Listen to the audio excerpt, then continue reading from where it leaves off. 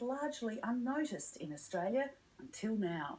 With the rise of veganism, this unusual Asian fruit is finding a whole new fan base as a meat substitute. And that's encouraging growers to increase plantings.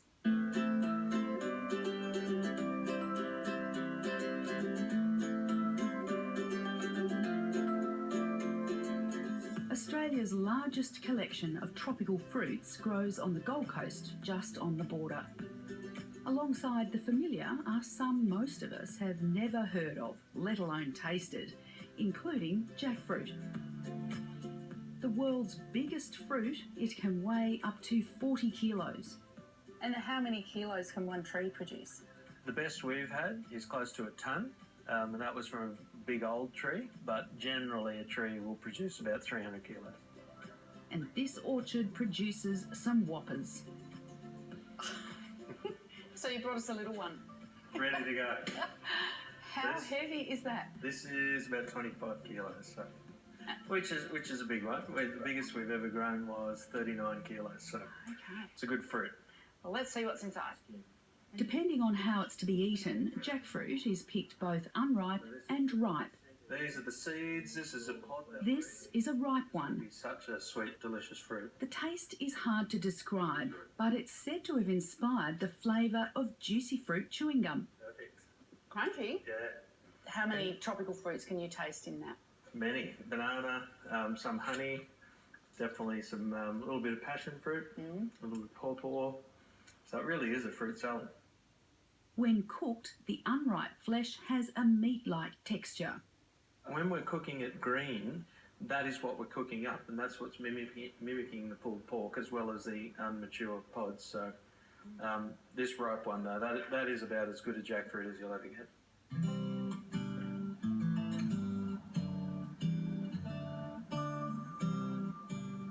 Most of the jackfruit from the farm's 300 trees are used in its cafe, where chef Shay Farrell uses it in a range of dishes. So, what are you going to make?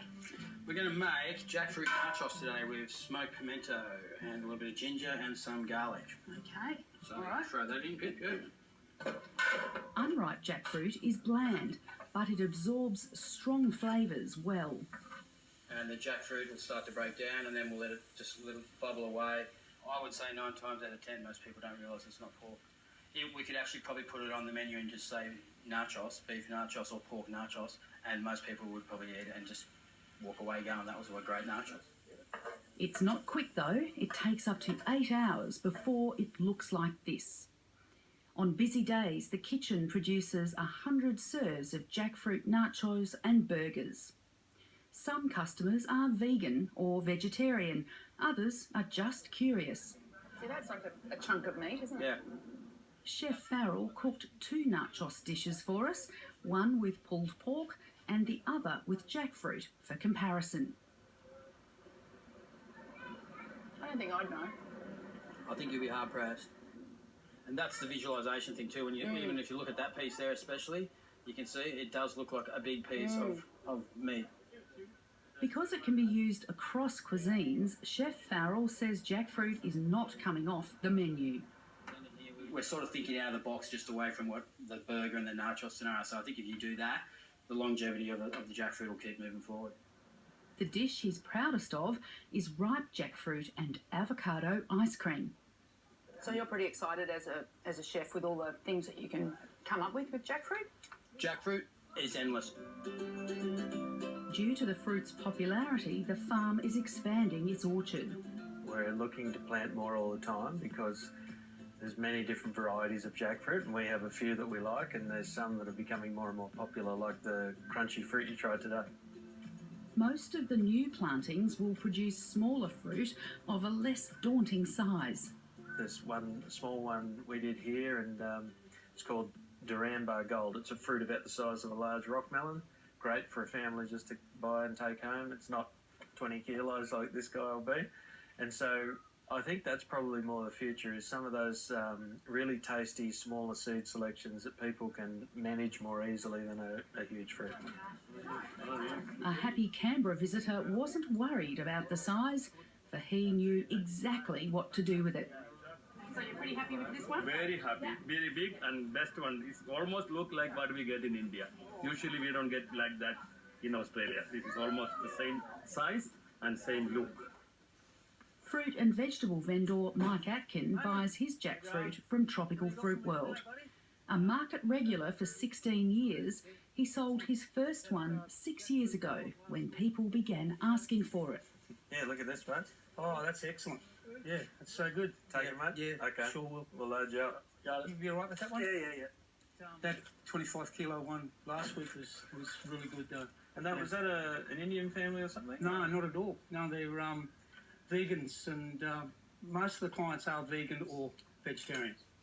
And it's not just vegans and vegetarians driving sales. I think that people want to eat more healthier, and they're kind of getting, maybe it's a cost factor, the price of meat, so they're going in that direction.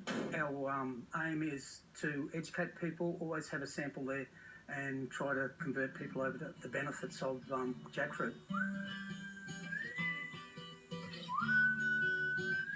First-time farmers, English migrants Ian and Angela Meadowcroft, took on the daunting task of growing the tropical monster fruit on their small farm near Tully in North Queensland.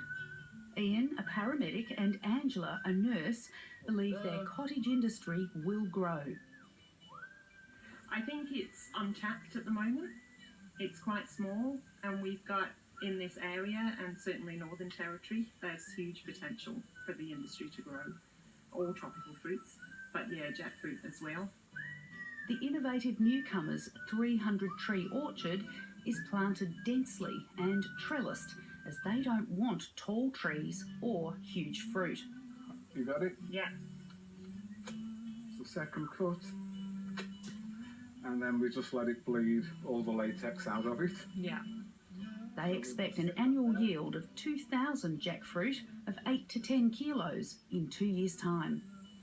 Their fruit goes to Melbourne, where it's sold mainly to Asian customers. Which nationalities know what to do with it and appreciate it? Mostly Malaysian, Indian, Philippines, Thai, those sorts of places. Whoa. The block they bought to grow giant fruit came with an unexpected bonus: giant birds. Their resident cassowaries quietly mooch about the farm, much to their delight. A cassowary, as big as they are, with those huge feet, can literally sneak up to the point where they're right behind you. And you wouldn't know, you just get this sense that there's something there. How many times have we been planting trees? You're down on your knees, you're planting the tree, and you get this sixth sense. Yeah. It's amazing how quiet they actually are. The Meadowcrofts say other farmers are showing interest in what they're doing. And that goes on the spring roll wrapper. And then some jackfruit. We've had inquiries from both banana growers and cane growers that are looking at how trying to diversify, trying to create a second income so they're not so reliant on a commodity. Their pitch to potential growers is the growing vegan and vegetarian market. It's growing nice and steady. Even back in Europe, we have family back in England that are sending us messages where they're eating jackfruits burgers and jackfruit on pizzas. Yeah. And this is back in a small town back in England, so it is growing and going quite fast.